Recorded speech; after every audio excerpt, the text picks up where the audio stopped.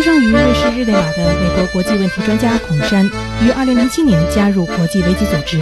此前的10年间，他曾供职于联合国日内瓦总部，历任亚太部主管、中国技术合作项目主管等职。2008年，孔山亲手开设了国际危机组织驻北京的在华总部。他所领导的研究小组负责东北亚地区的高质量研究与分析，并重点关注中国在世界范围内各个冲突地区所发挥的作用。Madam, we all know you work for the ICG and you must be an expert on international worldwide crisis.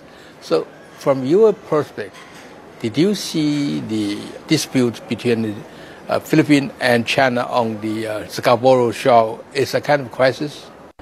Yes, we definitely think that the inability of both sides to de-escalate and terminate this standoff is dangerous, and it doesn't bode very well for future incidents in the South China Sea. These crises in the South China Sea are becoming more and more dangerous because simple incidents with fishermen, simple incidents with survey boats are becoming proxies for the larger disputes over sovereignty in the South China Sea. And there's no certainty on the amount of resources in the sea. But what's clear is that countries such as Vietnam and the Philippines have an interest in fishing further and further out. Yes. They have an interest in surveying, and these are seen by China as provocations. China, for its part, has an interest in asserting its 9-dashed line, and other countries are unclear as to what this means. And I think one of the problems is that nationalism in all of the countries makes it much more difficult for governments to actually resolve disputes when they happen.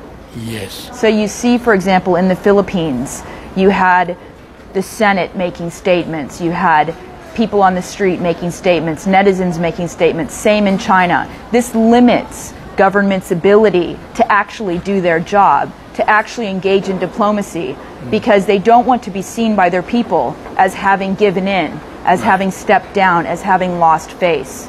And this is just a feature of contemporary international relations. Particularly in China, we're seeing that the power of netizens is having a really large impact on Chinese foreign policy. Yes. So what can China government do?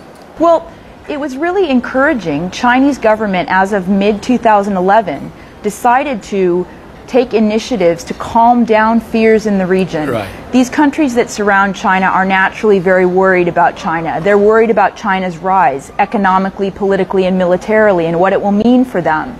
And so China did some very encouraging things, such as inviting the Vietnamese party secretary in October of 2011. China has engaged with ASEAN on a declaration of code of conduct. China issued a white paper reaffirming Deng Xiaoping's principles. And China has engaged also in high-level diplomacy with the Philippines. I think that these types of moves, China is expert in engaging in these types of diplomatic moves. In fact, we hope that we will see more of that, because it's only natural that smaller countries will worry about larger countries. We've seen the same phenomenon with Germany, for example, in Europe. So I think that the idea is to keep dialoguing, certainly to keep military-to-military relations up, and to try and keep the U.S. and China relationship on track as well.